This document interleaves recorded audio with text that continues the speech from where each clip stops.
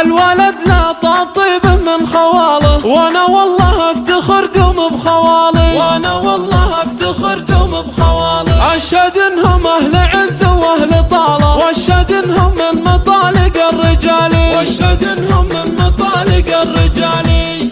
لحقات فخر في خوالي عزاز الشام، وانا عبد العزيز شبله للمواقف والهيا. خوالي مقام العز والمجد والسلطان، شيوخ الفخر روس الرجال الكبارية، عيال الكريم الشهم والنادر بحيلان. جدي فلحان بن عبد الله ويا حي طرية، هذاك الجواد مشرع الباب للضيفان، رفع المقام اللي فعوله بطولية. توفى وصيته باقي بالكرم للآن، عسى منزله جنات فردوس عالية. وما مات ابد خلف له رجال وفرسان، خوالي اهل الوفات والفزعه الحيه. هذا الحر عبد الله سنه في طويل ايمان، كريم وكفه في عطاها ندويه، ونعمين في رمز الوفا والنقا. عبد العزيز ابو المرجله راعي الفعول الرهويه، عبد المجيد لي عد وهل العز والشجعان، تصدر باسمه والفعول البطوليه. عبد الاله كفو للخوي محزم مليان، فعوله تنومسنا ولا هي بعاديه. وهذا الكفو عايب به المرجله عنوان، انا اشهد انه واحد يكفي عمية. صلايل بني الف الحانه للفخر والشان، صدوي فلحان عز وامجاد مبنيه. سلامي لكم من عبد العزيز يا خوان الشجعان، وفخر بكم بابيات شعري الحماسيه.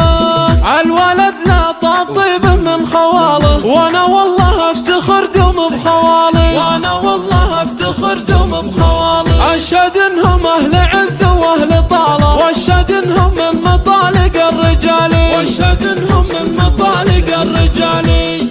لحقات فخر في خوالي عزاز الشام، وانا عبد العزيز شبله للمواقف والهيا. خوالي مقام العز والمجد والسلطان، شيوخ الفخر روس الرجال الكبارية، عيال الكريم الشهم والنادر بحيلان. جدي فلحان بن عبد الله ويا حي طرية، هذاك الجواد مشرع الباب للضيفان، رفع المقام اللي فعوله بطولية. توفى وصيته باقي بالكرم للآن، عسى منزله جنات فردوس عالية. وما مات ابد خلف له رجال وفرسان، خوالي اهل الوفات والفزعه الحيه.